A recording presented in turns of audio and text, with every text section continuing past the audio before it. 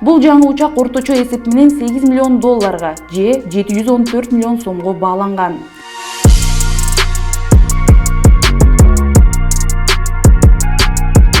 Үстүздөгү жылдын 5-октябрында Бишкекке АКШнын N365WM борттук номери менен Beechcraft King Air 360 үлгүсүндөгү учак учуп келген. Бир жылдан ашуун King Air Nation веб-сайтында аталган учакты сатуу боюнча жарнама турганы бизге маалым. Азыр болсо ошол эле сайтта ал учак сатылган деп белгиленип турат. Ал эми 19-октябрда Air KG авиакомпаниясы модели да, сериялык номери да так эле ушундай учакты өзүнө каттаганы белгилүү болду. Мамлекеттик кызматкерлерди ташыган учактар да Air KG авиакомпаниясына катталган. Алар эски Як-40 жана президенттик учак Ту-154 экени белгилүү.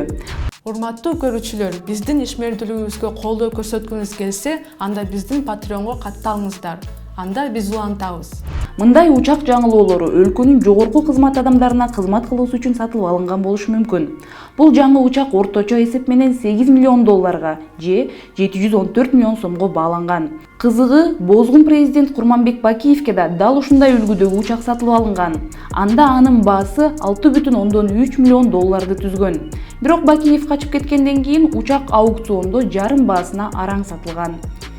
2008 жылы ошол эле жылы чыгарылган жеңил салмактагы көп максаттуу 10-16 жүргүнчүгө ылайыкташтырылган Beechcraft Super King Air 350 үлгүсүндөгү учак ошол кездеги Кыргызстандын президенти Курманбек Бакиевке аукциондо $6,3 миллион алынган.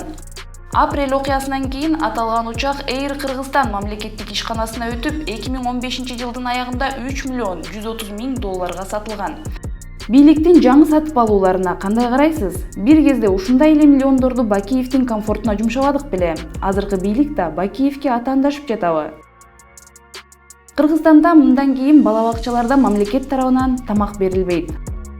Алардын тамактануусуна эми толугу менен ата-энелери жооптуу болду.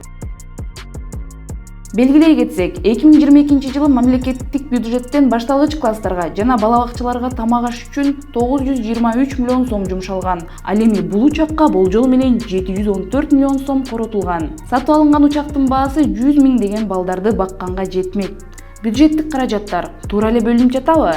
Эл бир тыйындын артынан кууп, кыйналып жашап жатканда президенттин $1 миллион абага чачып жатканына оюңуз кандай?